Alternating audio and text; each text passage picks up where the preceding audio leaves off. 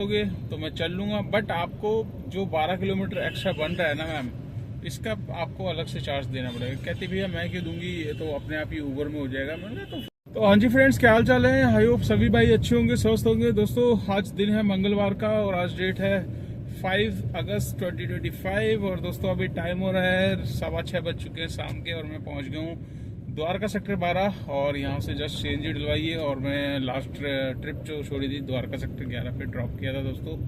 और जो पिकअप लेकर आया था वो लाया था मैं आपका बीकाजी गाँव विलेज से रैपिडो में।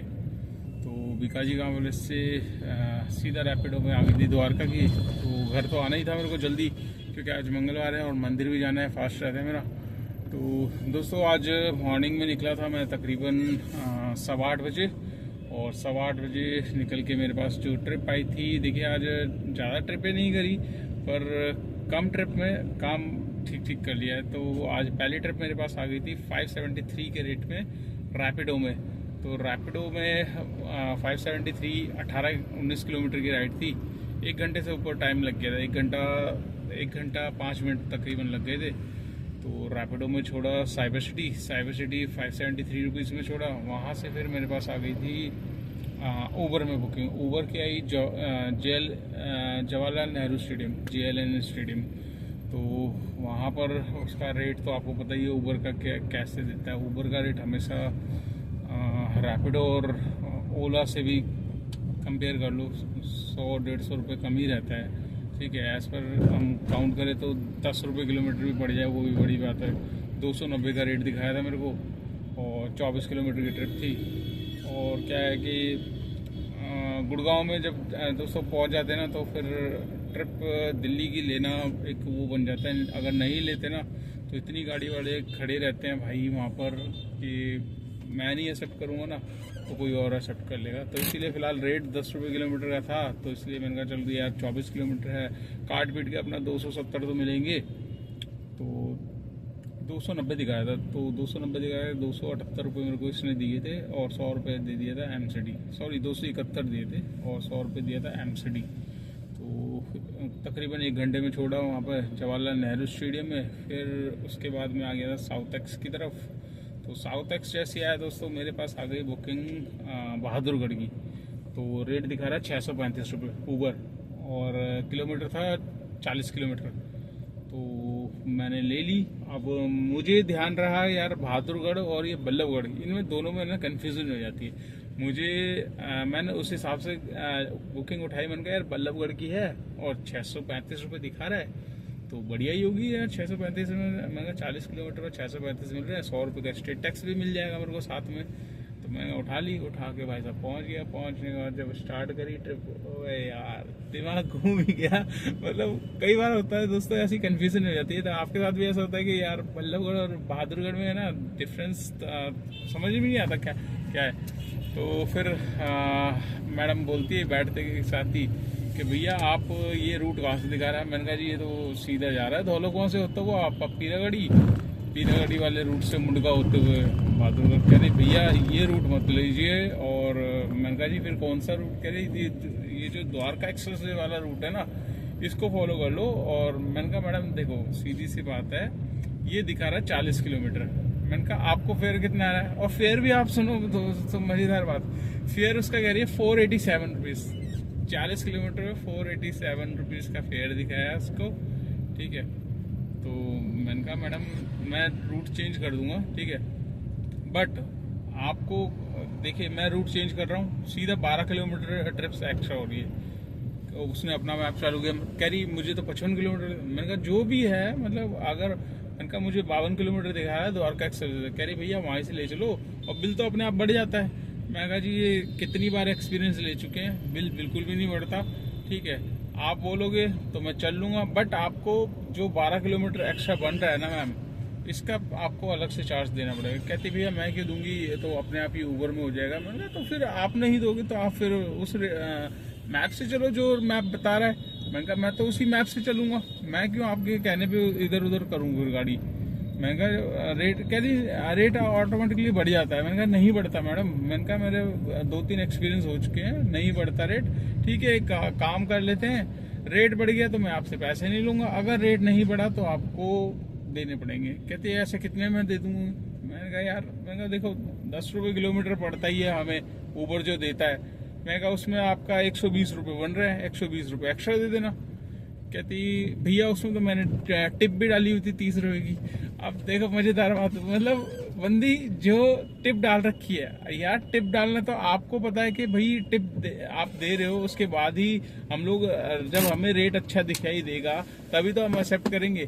तो वो बंदी जो 120 मैंने मांगे ना, उसके भी उसने कम कर दिया, कहती इसमें 30 रुपये मैंने वो कर रखे हैं। तो लास्ट में जब उसके घर के पास पहुंचे, भाई साहब उसने, भैया थोड़ी सी ना सब्जी लेनी है मार्केट में, वहीं पे थोड़ा सा आगे मेरे घर से। अब भाई साहब उनको सब्जी लेने, मैंने कहा यार क्या ड्रामा है, उनको सब्जी दिलाई। फिर एक सब्जी नहीं मिली, कहती आगे। मैंने कहा मैडम आप क्या कर रहे हो? मैंने कहा मुझे भी लेट हो रहा है। मैंने कहा मैं ऐसी लोकेशन पे आया हूँ। मैंने कहा मैं यहाँ आता नहीं हूँ बहादुरगढ़ साइड, पहली बात तो ठीक है। मैं लास्ट टाइम किसान आंदोलन के टाइम पे आया था, उसके बाद मैं नहीं आया, ठीक है। तो कह रही नहीं बस भैया 2 मिनट। अब उसी टाइम दोस्तों ओला में राइड बच गई मेरे पास 618 रुपये की, आपका ईस्ट ऑफ कैलाश की। तो मैंने उसको फटाफट बोला, मैंने कहा मैडम जल्दी लो, ठीक है। उसके बाद मैडम को छोड़ा, बिल बना 499 रुपये का। मैंने कहा ये आपके सामने है, अब आप बोलिए। देखिए 12-13 किलोमीटर गाड़ी एक्स्ट्रा चला दी, फेयर बिल्कुल भी नहीं बढ़ा। तो दोस्तों मैं कहने का मतलब मेरा ये है आप लोगों को समझाने का कि भैया ऊबर के जो सवारी है ना, बहुत ही अपना फायदा देखती है, ठीक है। और जहां आप अपने फायदे के लिए बात कर ले, ड्राइवर अपने हक के लिए बात कर ले, तब देखो उनकी कैसी हालत खराब होती है। तो दोस्तों इनसे तरीके से बात करनी पड़ती है। अगर ये आपको बोले कि भाई जो मैप दिखा रहा है उससे मत चलो, ठीक है, ऊबर अपने आप बढ़ा देगा, तो बिल्कुल भी मत मानना दोस्तों। ऊबर अब पहले जैसा नहीं रहा। पहले स्टार्टिंग में ये ओला ऊबर दोनों ही कंपनियां बड़ा अच्छा, अगर 2-3 किलोमीटर भी चलाते थे ना, तो सबसे ज़्यादा तो ओला में आते थे मजे। ओला में जब हम जिस रेट पे लेते थे बुकिंग, ठीक है, पहले तो रेट पता ही नहीं चलता था, बुकिंग ऐसी आ जाती थी, बट कस्टमर की आंखें खुल जाती थी जब बिल आता था 250 का। अगर उनको दिखाया ना, तो जब वो ट्रिप एंड करते थे ना, तो उसका डबल ही होता था। तो 2-3 किलोमीटर का चेंज भी होता था ना रूट। तो मतलब ओला ने दोस्तों मजे तो कराए हैं, हकीकत है, रियलिटी बताऊं, ऊपर की जेब पूरी कैश से भरी रहती थी उस टाइम। ये पेटीएम इतना चलता नहीं था, ठीक है। तो मतलब ओला ने तो काफ़ी मजे कराए हैं। ऊबर में भी बिल मतलब चेंज हो जाता था अगर किलोमीटर हम एक्स्ट्रा चलते थे। बट अब हाल ये ऐसे हो चुके हैं कि आप कितना ही आगे पीछे कर लो, बस आपका ट्रैफिक का ही टाइम जुड़ेगा बस, क्योंकि माहौल ख़राब कर रखा है इन कंपनियों ने। तो उसको मैंने 500 रुपये लिए, 500 फिर 100 रुपये उसने एक्स्ट्रा दिए, मतलब 120 बनते थे। 30 रुपये उसने पहले ही दिखा दिया था कि, और जबकि यार इतने रईस कस्टमर अच्छे अपार्टमेंट से ली थी मैंने बुकिंग, समझ रहे हो। उसके बाद ये हाल है। साउथ एक्स आप सोचो, साउथ एक्स पार्ट 2 कितना रिहायशी इलाका है, वहाँ से बुकिंग और वहाँ के राइडर ऐसे कर रहे।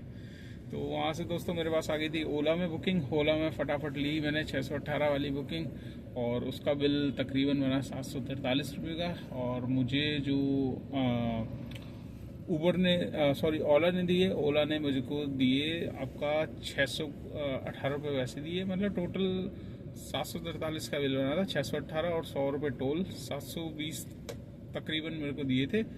और उस बंदे ने मेरे को 50 रुपये और एक्स्ट्रा दे दिए थे, क्योंकि मैं द्वारका एक्सप्रेस से लाया था। उसे भी मैंने बोल दिया था भाई देख गाड़ी एक्स्ट्रा चल रही है, ठीक है, अपने हिसाब से कर दियो। तो उसने मेरे को 747 का बिल बना था, 800 रुपये उसने मेरे को बिना बने। तो कुछ बंदे अच्छे भी होते हैं यार, समझते प्रॉब्लम को, यहाँ यार ड्राइवर चला रहा है, ठीक है, एक्स्ट्रा पड़ रहा है।